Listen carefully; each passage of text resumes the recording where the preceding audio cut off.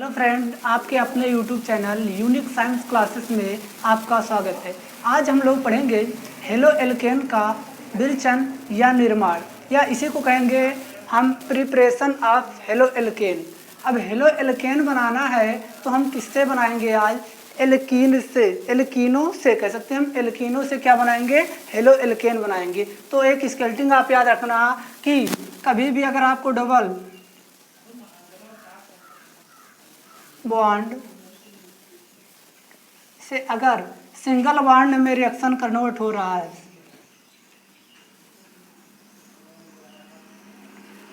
Single bond में reaction convert हो रहा है तो वह रिएक्शन एडिशन रिएक्शन होगा। एडिशन रिएक्शन होगा। देखिए, ठीक। तो हमें क्या बनाना है? एल्कीनों से। तो एल्कीन में हमारा क्या होता है? डबल बॉन्ड होगा, तो यानी हमारा कौन सा रिएक्शन होगा? एडिशन रिएक्शन होगा। तो आइए समझते हैं हम स्केल्टिंग से कि हम क्या लेंगे। पहले एल्कीन लेंगे। क्या लेंगे? एल्कीन से हमें क्या बनाना है? हेलो एल्कीन बनाना है। तो हम क्या लेंगे? एल्कीन।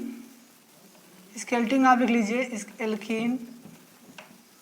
अब एल्कीन की क्रिया हम कराएंगे हाइड्रोजन हैलाइड से।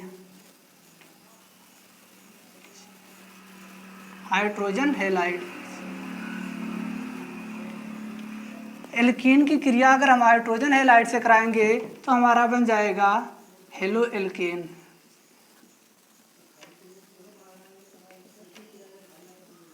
हेलो एल्केन बन जाएगा। अब यहाँ देखिए कि देखिए इन है ना, तो इन माने हम क्या कहेंगे? Double bond. हमारा इन वर्ड रहता है तो हम वहाँ डबल बॉन्ड कहते हैं, और जहाँ एन रहता है तो इसका मतलब क्या होता है? Single bond. अब हमारा ये रिएक्शन है कि एल्कीन की क्रिया हमने हाइड्रोजन हैलाइड से कराया तो आपको हेलो एल्केन प्राप्त हुआ। यानी कह सकते हैं हम डबल बॉन्ड से सिंगल बॉन्ड में कन्वर्ट हो रहा है। अगर कन्वर्ट हो रहा है तो इसी को हम एडिशन रिएक्शन कह देंगे या योगात्मक अभिक्रिया कह देंगे। ठीक। तो आइए देखते हैं हम क्या लेंगे। एल्कीन लेंगे तो एल्कीन का हम सूत्र लिख रहे हैं CH3 bond CH double bond CH2, यानी प्रोपीन ले रहे हैं। ठीक। अब प्रोपीन की क्रिया हमें किससे कराना है? HBr से, यानी प्लस हम क्या ले लेंगे? HBr ले लेंगे। अब देखिए हमें असंतृप्त हाइड्रोकार्बन में देखना है कि किसमें हाइड्रोजन अधिक है और किसमें कम है। तो हम इसी को एक ब्रैकेट के द्वारा बना लेते हैं। क्यों? क्योंकि हम इसमें यह पता करेंगे कि किस कार्बन पे हाइड्रोजन ज़्यादा है और किस कार्बन पे हाइड्रोजन कम है। तो देखिए इस कार्बन से हाइड्रोजन क्या है? कम है, और इस कार्बन से हाइड्रोजन क्या है? ज़्यादा है। ज़्यादा है।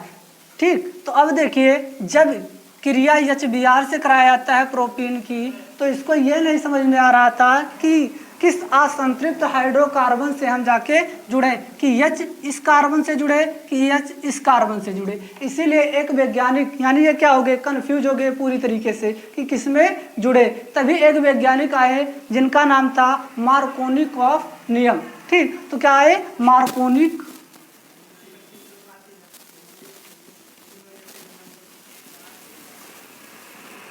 क्या कह सकते हैं?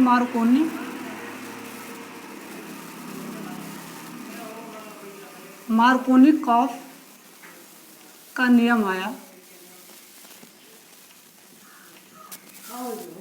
मार्कोनिकॉफ का नियम आया तो इन्होंने बताया कि हाइड्रोजन, यानी ये इन्होंने दो नियम बताया। पहला क्या बताया? कि हाइड्रोजन वहाँ जाएगा, यानी HBr का हाइड्रोजन वहाँ जाएगा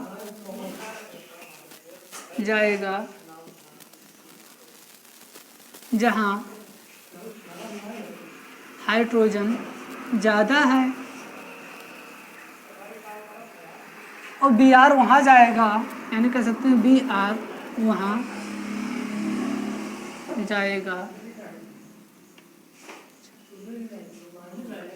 जाएगा जहाँ हाइड्रोजन कम है। तो फिर से ध्यान दीजिए, मार्कोनिकॉफ का नियम कह रहा है कि HBr का हाइड्रोजन वहाँ जाएगा जहाँ हाइड्रोजन ज़्यादा है, और Br वहाँ जाएगा जहाँ हाइड्रोजन कम है। तो देखिए इसमें HBr है, यानी हाइड्रोजन इसमें क्या है? इसमें कम है, तो हाइड्रोजन नहीं जाएगा, यहाँ क्या जाएगा, ब्रोमीन जाएगा, और हाइड्रोजन यहाँ ज़्यादा है इसीलिए यहाँ क्या, यहाँ से यहाँ का हाइड्रोजन यहाँ आएगा, शिफ्ट होगा। तो इसी रिएक्शन को कंप्लीट कर लीजिए। क्या लिखेंगे हम, CH3। अब देखिए बॉन्ड CH, अब देखिए Br वहाँ जाएगा जहाँ हाइड्रोजन कम है, तो यहाँ हाइड्रोजन कम है, यहाँ से देखिए यहाँ हाइड्रोजन कम है ना, तो यहाँ क्या लगा देंगे हम, हाइड्रोजन लगा दीजिए। अब यहाँ CH2 डबल बॉन्ड यानी सिंगल बॉन्ड में हमारा कन्वर्ट हो जाएगा और एक बैलेंसी भी खाली हो जाएगा। यहाँ हम क्या लिखेंगे, CH2 लिखेंगे। अब यहाँ हाइड्रोजन ज़्यादा है ना, तो हाइड्रोजन ज़्यादा है इसीलिए यहाँ Br लगाएंगे, क्योंकि हाइड्रोजन कम है तो वहाँ क्या हो जाएगा, Br जाएगा। हाइड्रोजन ज़्यादा है तो वहाँ क्या जाएगा, हाइड्रोजन जाएगा। फिर से समझ लीजिए एक बार इसको, मार्कोनी-कॉफ का नियम कह रहा है कि हाइड्रोजन वहाँ जाएगा जहाँ हाइड्रोजन ज़्यादा है और Br वहाँ जाएगा जहाँ हाइड्रोजन कम है। तो देखिए हाइड्रोजन यहाँ कम था इसीलिए Br चला आया, और यहाँ हाइड्रोजन ज़्यादा था इसीलिए यहाँ हाइड्रोजन चला आया। तो इसी को बोलते हैं मार्कोनी-कॉफ का नियम बोल देते हैं। क्या, मार्कोनी-कॉफ का नियम बोल देते हैं। और अभी तक काम सही था, लेकिन अब जो आएगा ये कि इसी रिएक्शन पे हम पुनः HBr की क्रिया कराएंगे। किसका, HBr यानी हाइड्रोजन हैलाइड की, हाइड्रोजन ब्रोमाइड की क्रिया करा देंगे। और किसकी उपस्थिति में, para ऑक्साइड की उपस्थिति में, para ऑक्साइड। अब ध्यान देने बात है कि para ऑक्साइड, अब जानते हैं para ऑक्साइड किसे कहते हैं, तो यहाँ हम समझ लेते हैं para ऑक्साइड किसे कहेंगे। अगर O बॉन्ड 1 यानी ऐसी स्ट्रक्चर में जाए O बॉन्ड O, तो इसी को हम बोल देते हैं para ऑक्साइड बोल देते हैं। क्या बोल देते हैं, para ऑक्साइड बोल देते हैं, para ऑक्साइड बोल देते हैं। अब para ऑक्साइड का नामनक्लेचर हम कैसे करेंगे, देखिए कि यहाँ NaOO इस प्रकार है, तो इसका नामनक्लेचर हम कैसे करेंगे। यहाँ सोडियम है ना, तो सोडियम para ऑक्साइड कर देंगे, सोडियम para ऑक्साइड। अगर यहाँ हाइड्रोजन आ जाता जैसे O बॉन्ड H, तो इसका क्या नाम हो जाता, हाइड्रोजन para ऑक्साइड हो जाता। क्या हो जाता, हाइड्रोजन para ऑक्साइड हो जाता। यानी प्रोपीन पे क्रिया हम HBr से कराएं और para ऑक्साइड के उपस्थिति में, तो ये काम पुनः ये HBr क्या हो गया, रास्ता भटक गया। और रास्ता भटक गया तो इसको समझने में नहीं आ रहा था किस कार्बन से हम हाइड्रोजन को जोड़ें और किस कार्बन से हम Br को जोड़ें। तभी पुनः एक वैज्ञानिक फिर से आए जिनका नाम था प्रति-मार्कोनिफ का नियम। क्या आया,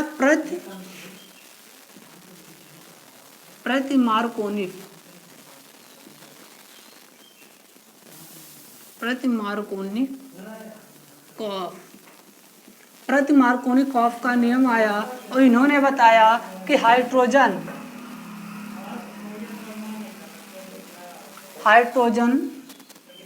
वहाँ जाएगा जहाँ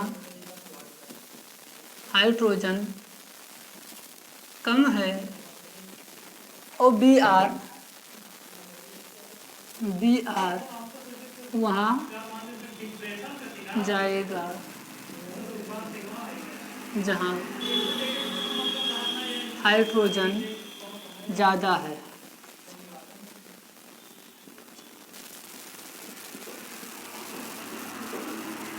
तो पुनः दीजिए, प्रति मार्कोनिफ का नियम आया तो मार्कोनिफ का क्या हो गया, उल्टा हो गया। यानी ये कह रहा है कि हाइड्रोजन वहाँ जाएगा जहाँ हाइड्रोजन कम है और Br वहाँ जाएगा जहाँ हाइड्रोजन ज़्यादा है। तो इसी को हम बोल देते हैं प्रति मार्कोनिफ का नियम। तो इसी को लिख लेते हैं रिएक्शन में। अब क्या लिखेंगे, यहाँ से यहाँ लिख दीजिए CH3 CH। अब देखिए H कहाँ जाएगा, यहाँ कम H है तो कम H के लिए क्या आ जाएगा, वहाँ H आ जाएगा। यहाँ क्या हो जाएगा, हमारा H जुड़ जाएगा। और पुनः अभी इसमें देखेंगे हाइड्रोजन क्या है, ज़्यादा है CH2, तो यहाँ हम क्या जोड़ देंगे, Br जोड़ देंगे। तो इसको हम बोलेंगे प्रति मार्कोनिफ ऑफ का नियम बोल देते हैं। तो पुनः एक बाजी समझ लीजिए पूरा स्केटिंग हमने क्या लिया, अगर डबल बॉन्ड को सिंगल बॉन्ड में कन्वर्ट हो रहा है तो वह हमारा रिएक्शन जो होता है वो एडिशन रिएक्शन होता है। पुनः हम एल्कीन ले लिए हैं और हाइड्रोजन हाइड्रोजन हैलाइड से क्रिया करा दिया तो हमें मिल गया हेलो एल्केन मिल गया। क्या मिल गया? हेलो एल्केन मिल गया।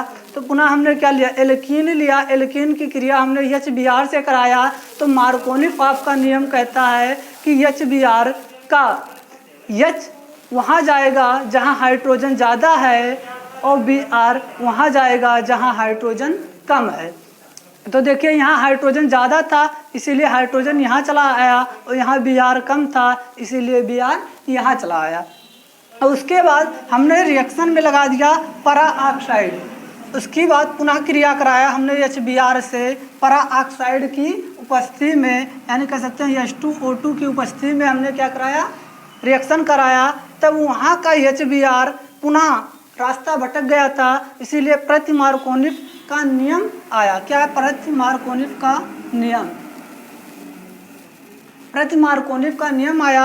उन्होंने बताया कि हाइड्रोजन वहाँ जाएगा जहाँ हाइड्रोजन कम है और Br वहाँ जाएगा जहाँ हाइड्रोजन ज़्यादा है। ठीक, तो देखिए यहाँ हाइड्रोजन ज़्यादा था ना तो इसीलिए यहाँ क्या आया? Br आ गया और यहाँ हाइड्रोजन कम था इसीलिए यहाँ हाइड्रोजन जुड़ गया। ठीक, तो अब हम पढ़ेंगे इसका मैकेनिज्म। तो इसको हम मिटा देते हैं। देखिए हम क्या पढ़ेंगे? एल्कीनों का क्रिया विधि या मैकेनिज्म नियम पढ़ेंगे, यानी मैकेनिज्म रूल पढ़ेंगे। तो आइए हम करते हैं एल्कीनों का क्रिया विधि कि कहाँ हाइड्रोजन जुड़ रहा था और कहाँ Br जुड़ रहा था। तो देखिए कैसे जुड़ रहा है हमारा। तो इसकी क्या पढ़ेंगे? हम क्रिया विधि पढ़ेंगे। तो देखिए हम सर्वप्रथम क्या ले हैं? CH3। पहले ये देख लीजिए कि H Br को हम किस में तोड़ देंगे? H प्लस में तोड़ देंगे और Br निगेटिव में तोड़ देंगे। ठीक, क्या? H प्लस में और Br निगेटिव में हम तोड़ देंगे। तो अब पुनः हम क्या ले रहे हैं? एल्कीन ले रहे हैं। CH3 bond CH double bond और CH2।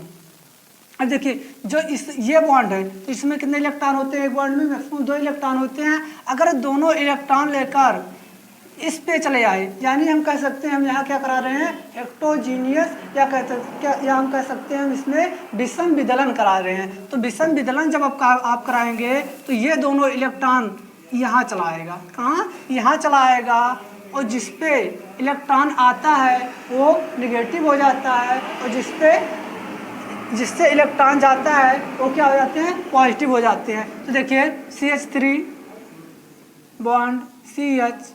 अब देखिए यहाँ से दोनों इलेक्ट्रॉन जा रहे हैं ना तो इस पर क्या हो जाएगा? पॉजिटिव चार्ज आ जाएगा। क्या आ जाएगा? पॉजिटिव। और इस पर क्या आ जाएगा? निगेटिव चार्ज आ जाएगा। CH2 निगेटिव चार्ज आ गया। ठीक, अब देखिए इसमें 2 कंडीशन है। पहले ये बॉन्ड दोनों इलेक्ट्रॉन इस पे लेकर चले गए, अब दोबारा हम करेंगे ये दोनों इलेक्ट्रॉन इस पे लेकर चलाएंगे। तो और 2 कंडीशन हमारे यहाँ है। तो देखिए CH3 बॉन्ड, अब देखिए ये जो 2 इलेक्ट्रॉन थे किस पे आ जाएंगे? इस पे आ जाएंगे। इस पे आ जाएंगे तो ये हमारा क्या हो जाएगा? निगेटिव चार्ज हो जाएगा और ये हमारा क्या हो जाएगा? पॉजिटिव चार्ज हो जाएगा। तो यहाँ से हम क्या करेंगे? CH। अब इस पे हमारा क्या आ गया? निगेटिव चार्ज आ गया और बॉन्ड CH2 तो इस पे क्या आ गया? पॉजिटिव चार्ज आ गया। और आप अब ध्यान देंगे कि जिस पे पॉजिटिव चार्ज, जिस कार्बन पे पॉजिटिव चार्ज आया है उसको हम बोल देते हैं कार्ब धनायन। कार्बो धनायन बोल देते हैं या कार्बो कैटायन बोल देते हैं। क्या बोल देते हैं? कार्बो कैटायन बोल देते हैं। अब देखिए जिस पे भी पॉजिटिव चार्ज है तो इसको भी हम क्या बोलेंगे? कार्बो धनायन। कार्बो धनायन या कार्बो कैटायन बोल देंगे। ठीक, अब यहाँ थोड़ा समझ लीजिए कि ये कार्बन यानी कार्बोधनायन, देखिए 2 कार्बन से जुड़े हैं, एक किधर, तो इसीलिए हम बोल देंगे इसको 2 डिग्री कार्बोधनायन। क्या बोल देंगे? 2 डिग्री कार्बोधनायन बोल देंगे। और इस पे देखिए एक कार्बन केवल सिंगल से ही जुड़ा है तो इसे हम क्या बोल देंगे? 1 डिग्री कार्बोधनायन। अब आप जानते होंगे मैकेनिज्म में हम पढ़ाए हैं कि अगर सबसे ज़्यादा जो स्टेबल होता है, क्रियाशीलता होती है, वो 3 डिग्री कार्बोधनायन की होती है, फिर 2 डिग्री कार्बोकैटायन की होती है और फिर क्या होती है? 1 डिग्री होती है। तो सबसे ज़्यादा जो अस्थाई होगा वो क्या होगा? 3 डिग्री कार्बोकैटायन होगा। उससे ज़्यादा अस्थाई क्या, उससे कम अस्थाई क्या होगा? 2 डिग्री होगा। और उससे कम क्या होगा? 1 डिग्री कार्बोकैटायन होगा। तो इसमें हमारे केवल 2 ही कार्बोकैटायन मिल रहे हैं, एक 2 डिग्री और एक 1 डिग्री मिल रहा है। तो आप जानते हैं कि 2 डिग्री ज़्यादा अस्थायी होता है तो 1 डिग्री कम अस्थायी होता है, इसीलिए ये क्रिया आसानी से कर लेता है और ये क्रिया आसानी से नहीं कर पाता, तो इसीलिए इसको हम नहीं लिखते हैं। तो इसी चीज़ को हम पुनः लिख ले रहे हैं यहाँ। अब देख लीजिए एक चीज़ और, अब देखिए यहाँ H प्लस है और यहाँ H माइनस है, तो H प्लस और H माइनस बन के क्या बना लेंगे, बॉन्ड बना लेंगे। यानी कह सकते हैं अगर H प्लस और H माइनस है तो बॉन्ड बना लेंगे, अगर दोनों प्लस प्लस होते हैं तो क्या होते हैं, रिपल्सन हो जाता है, लेकिन अगर प्लस माइनस है तो वहाँ क्या हो जाता है, अट्रैक्शन हो जाता है, और अट्रैक्शन होने के कारण ये क्या बना लेते हैं, बॉन्ड बना लेते हैं। तो देखिए यहाँ H प्लस था ना, तो इसीलिए हम यहाँ क्या जोड़ देंगे, H प्लस जोड़ देंगे, यानी H प्लस और C माइनस, तो क्या बना लिए, बॉन्ड बना लिए। तो यहाँ क्या जोड़ देंगे, H जोड़ देंगे, और यहाँ भी हम क्या कर देंगे, H जोड़ देंगे। अब इसी चीज़ को हम लिख ले रहे हैं यहाँ क्या, CH3 बॉन्ड CH पॉजिटिव और CH2 बॉन्ड H। अब देखिए यहाँ से हमारा क्या बचा है, Br निगेटिव बचा है, Br क्या बचा है, निगेटिव हमारा बचा है, और Br निगेटिव अब किससे क्रिया करेगा, पॉजिटिव पे जाके जुड़ जाएगा, यानी Br निगेटिव हमारा किस पे आकर जुड़ गया, पॉजिटिव पे आके जुड़ गया, यानी इस कार्बोकैटायन से आकर जुड़ गया, क्योंकि ये अधिक अस्थायी होता है ना, तो अधिक अस्थायी होने के कारण Br इस पे आकर जुड़ गया। अब इस पे आके जुड़ गया तो हमारा रिएक्शन क्या बन गया, CH3 बॉन्ड CH और इस पे क्या आ गया, H Br आ गया, तो यहाँ क्या हो गया, CH2 बॉन्ड H आ गया। अब देखिए इसको हमने जो मार्कोनिफ का नियम यही कह रहा था कि हाइड्रोजन वहाँ जाएगा जहाँ हाइड्रोजन ज़्यादा है, तो देखिए हाइड्रोजन वहाँ चला आया HBr का जहाँ हाइड्रोजन ज़्यादा था, और Br वहाँ आया जहाँ हाइड्रोजन कम था, इसीलिए इसको बोलेंगे हम हेलो एल्केन। यानी ये जो फॉर्म लिखा इसको इस रूप में भी लिख सकते हैं, CH3 CH Br और क्या हो गया, CH3 भी हम इसको लिख सकते हैं। अब देखिए ये हमारा क्या हो गया, R हो गया, इतना जो हमारा हो गया ये क्या हो गया, हमारा R हो गया, और Br के जब क्या है, या Br है ना, तो यहाँ क्या ले लिए, Br ले लिए, यानी कह सकते हैं हम यक्स ले सकते हैं, हैलाइड ले सकते हैं, तो ये हमारा क्या बन गया, हेलो एल्केन बन गया। यानी हम कह सकते हैं कि हमने एल्कीनों से हमने क्या बनाया, हेलो एल्केन बना लिया। ठीक, अब हमारा ये मैकेनिज्म खत्म होता है। अब हम पढ़ेंगे एंटी मार्कोनिफ का नियम क्या करा, यानी हम पैरा ऑक्साइड कैटालिस्ट ले रहे थे तब क्या हो रहा था, तो उसकी मैकेनिज्म हम बनाएंगे क्या, प्रति मार्कोनिफ का नियम क्या कह रहा है। तो इससे हम क्या बोलेंगे, फिर से समझ लीजिए, इसको हम क्या बोलेंगे, मार्कोनिफ का नियम के अकॉर्डिंग हमारा क्या हो गया, सिद्ध हो गया कि हमें क्या मिल रहा था, Br वहाँ जा रहा है जहाँ हाइड्रोजन कम है, और H वहाँ जा रहा है जहाँ हाइड्रोजन ज़्यादा है।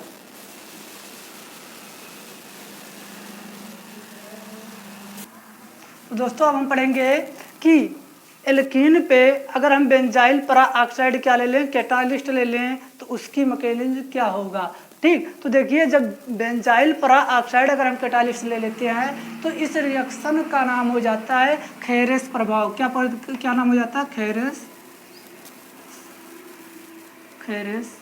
प्रभाव। क्या बोल देते हैं इसको, खेरेस प्रभाव के नाम से भी जाना जाता है। आइए हम मैकेनिज्म लेते हैं, मैकेनिज्म करते हैं इसका। तो मैकेनिज्म क्या हो जाएगा इसका, देखिए हमने एल्कीन से पैरा ऑक्साइड की उपस्थिति में HBr से क्रिया कराया तो हमारा क्या बन गया, हेलो एल्केन बन गया। अब इसी का हम क्या पढ़ेंगे, मैकेनिज्म पढ़ेंगे। तो आइए हम क्या ले रहे हैं, बेंजाइल पैरा ऑक्साइड ले रहे हैं, बेंजाइल पैरा ऑक्साइड ले रहे हैं। तो benzyl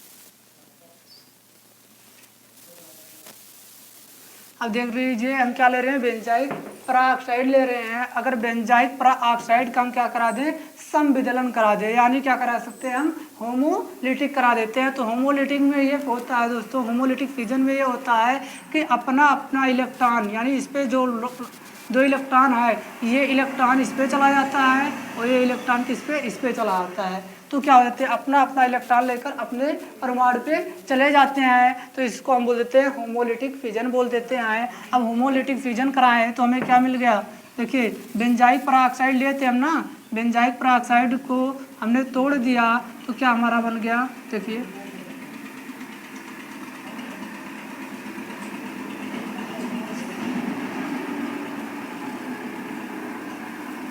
2CO double bond O, ये बन गया। अब देखिए ये जब हमारा यानी इसी को तोड़ दिए हैं हमने तो क्या बन गया 2 बेंजोइक COO। अब देखिए इस पे एक इलेक्ट्रॉन है और ये इस पे भी क्या है, एक यानी 2 इलेक्ट्रॉन है ना। अब यहाँ से आप क्या कर दीजिए, इसको ब्रेक कर दीजिए, ये वाला इलेक्ट्रॉन इसको दे दीजिए और ये वाला इलेक्ट्रॉन इसको दे दीजिए। तब देखिए क्या होगा, यहाँ से टूट जाएगा, क्या टूटेगा, देखिए अब देखिए यहाँ CO, अब एक इलेक्ट्रॉन लेकर एक इलेक्ट्रॉन से क्या कर देगा, बॉन्ड बना लेगा। तो हमारा क्या बन जाएगा, C double bond O double bond O बन गया हमारा, यानी कार्बन डाइऑक्साइड हमारा क्या हो जाता है, निकल जाता है दोस्तों। अब हमारा क्या बचा, ये बच गया यानी बेंजाइक।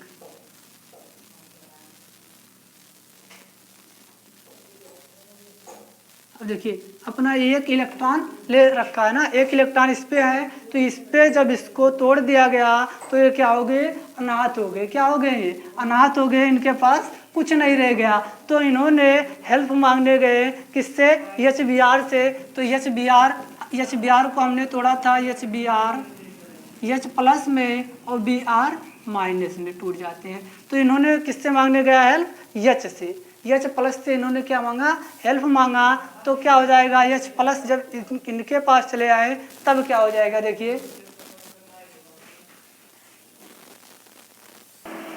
सॉरी दोस्तों, अब देखिए इसमें क्या मुक्त मूलक बचा है हमारा ना, केवल क्या बचा है, मुक्त मूलक बचा है। तो HBr से ये क्या मांगने गया, हेल्प मांगने गया। तो HBr से जब ये हेल्प मांगा तब क्या हुआ, देखिए इसी चीज को हम पुनः यहाँ लिख ले रहे हैं।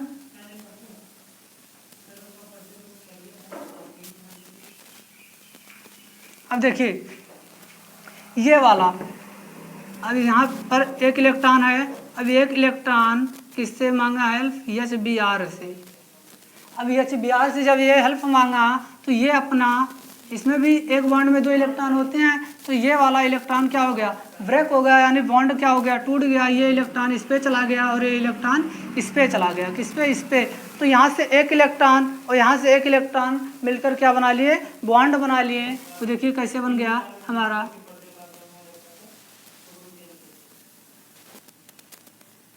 अब देखिए यहाँ हमारा क्या जुड़ गया, H जुड़ गया। अब देखिए ये वाला इलेक्ट्रॉन एक पास इसके था और एक इसके था, इसीलिए क्या बना लिए, HBr बना लिए। H यहाँ जोड़ दिए और Br हमारा क्या हो गया, निकल गया। यानी Br मुक्त मूलक, जब एक इलेक्ट्रॉन किसी कंपाउंड पे रहते हैं तो उसको हम बोलते हैं मुक्त मूलक। तो ये क्या हो गया, ब्रोमीन मुक्त मूलक हो गया हमारा। अब ये क्या हो गए, अनाहत हो गए पुनः। अब Br की क्रिया हमने यहाँ सॉरी इसको इस तरह लिख ले रहे हैं, C डबल बॉन्ड O, यानी कार्बन डाइऑक्साइड यहाँ से निकला था तो इसी को यहाँ लिख दिए। अब देखिए जो Br है अब किससे क्रिया करेगा, HBr सी एल्कीन से। देखिए कैसे, अब देखिए यहाँ हम क्या लें, CH3 CH double bond CH2। अब देखिए एल्कीन हमने लिया, यहाँ क्या लिया, एल्कीन ले लिया। अब एल्कीन की, अब देखिए इसमें हम क्या करा देंगे, संविदलन करा देंगे, यानी होमोलिसिस करा देंगे, होमोलिसिस फिजन करा देंगे। तो ये वाला इलेक्ट्रॉन, इसमें 2 इलेक्ट्रॉन है, ये वाला अपना इलेक्ट्रॉन लेकर इस पे चला आया और ये इस पे चला आया। अब देखिए हमारा क्या बच रहा था, Br मुक्त मूलक बच रहा था ना।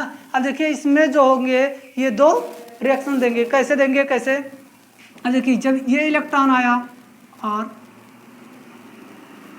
देखिए जब ये इलेक्ट्रॉन इस पे आ गया, एक इलेक्ट्रॉन इस पे चला गया, तब क्या हो गया, CH3 बॉन्ड CH मुक्त मूलक बॉन्ड CH2 मुक्त मूलक। अब दूसरा कंडीशन हम क्या करेंगे, इसको ऐसे पुनः लिख लीजिए, CH3 bond CH electron bond CH2। अब देखिए यहाँ 2 कंडीशन है। पहला कंडीशन हमारा ये है कि कि बी आर यहाँ जुड़ सकता है, दूसरा कंडीशन हमारा क्या है कि बी आर यहाँ जुड़ सकता है। तो देखिए बी आर को जब हम यहाँ जोड़ दिए हैं तो क्या हमारा हो गया, इसको इस पर हम बी आर ये इलेक्ट्रॉन लेकर चला आया तो एक इलेक्ट्रॉन इसके पास था तो क्या हो गया बी आर हो गया। अब इसमें ये देखिए 1 डिग्री मुक्त मूलक हो गया और दूसरा हमारा क्या हो गया, इस पर जब जुड़ गया यहाँ जोड़ दीजिए बी आर। अब देखिए इसको समझिए ध्यान से कि हमने बी आर यहाँ जोड़ा, एक इलेक्ट्रॉन इसका इस पे और एक इलेक्ट्रॉन इसका लेकर, तो यहाँ क्या बन गया, अब देखिए यहाँ बी आर जुड़ गया और क्या बचा, इस पे एक इलेक्ट्रॉन इस कार्बन पे बचे हुए हैं। तो एक इलेक्ट्रॉन जब बचे हुए हैं, एक जो ये इलेक्ट्रॉन है तो इसी को बोलेंगे हम मुक्त मूलक। तो ये देखिए ये कार्बन केवल एक ही कार्बन से जुड़े हैं, तो एक ही कार्बन से जुड़े होने के कारण इसे कहेंगे 1 डिग्री मुक्त मूलक। अब देखिए इस पे क्या, एक जो मुक्त मूलक इस पे इस कार्बन से 2 कार्बन जुड़े हुए, एक ये 2 एल्किल ग्रुप जुड़े हुए हैं, तो इसी को हम बोल देंगे, इसी को 2 डिग्री मुक्त मूलक, या इसी को हम बोल देते हैं फ्री रेडिकल। क्या बोल देते हैं, फ्री रेडिकल। तो 1 डिग्री फ्री रेडिकल और 2 डिग्री फ्री रेडिकल। तो आप जानते हैं कि जो हमारा स्टेबल होता है यानी अस्थाई जो होता है वो 2 डिग्री अधिक अस्थाई होता है 1 डिग्री से। तो क्या 2 डिग्री अधिक अस्थाई होता है 1 डिग्री से। तो हम यहाँ नहीं कह सकते हैं ये देखिए कम अस्थाई है, ये अधिक अस्थाई है, इसीलिए इसको नहीं लिखेंगे, हम किसको लिखेंगे, इसको लिखेंगे। तो यहाँ लिख लीजिए CH3 बॉन्ड CH। अब क्या हमारा बच रहा है मुक्त मूलक बॉन्ड CH2 बच रहा है ना, और बी आर जुड़ा है तो बी आर जोड़ देंगे। ठीक, अब देखिए इसमें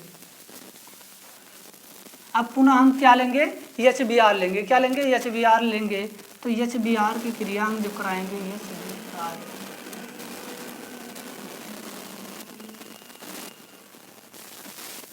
देखिए HBr में पुनः हम क्या करा देंगे, संविदलन करा देंगे। तो ये अपना इलेक्ट्रॉन इसको लेकर चले जाएंगे, इसको, और ये इलेक्ट्रॉन इस पे चले जाएंगे। तो हमारा क्या हो जाएगा, अब इस पे एक इलेक्ट्रॉन है और एक इलेक्ट्रॉन इस पे है, तो ये क्रिया कर लेंगे इनसे, देखिए इनसे कर लेंगे। तो हमारा यहाँ क्या हो गया CH3 बॉन्ड CH। अब देखिए इस पे ये इलेक्ट्रॉन आ गए ना, तो यहाँ क्या हो गया H और CH2 और क्या हो गया Br हो गया। अब देखिए इस पे एक इलेक्ट्रॉन लेकर ये क्या हो गए अपना बाहर निकल गए, Br मुक्त मूलक निकल गया। अब देखिए प्रति मार्कोनिक कार्य में यही कहा रहा था कि हाइड्रोजन वहाँ जाएगा जहाँ हाइड्रोजन कम है और Br वहाँ जाएगा जहाँ Br ज़्यादा है। तो देखिए यहाँ क्या है CH2 सॉरी, इस तरीके से हम कहेंगे कि C पे जो हाइड्रोजन जुड़ा है तो इस तरीके से हम कहेंगे कि C यानी हाइड्रोजन जहाँ कम है वहाँ कम हाइड्रोजन जाएगा और जहाँ हाइड्रोजन ज़्यादा है वहाँ क्या जाएगा Br जाएगा। तो इस प्रकार हमारा क्या हो गया एंटी मार्कोनिफ का नियम समझा दिए हम, यानी कह सकते हैं हम एंटी मार्कोनिफ का हमने मैकेनिज्म यहाँ बता दिया। अगर आपको ये वीडियो समझ में आए तो शेयर लाइक एवं कमेंट जरूर करिए। धन्यवाद।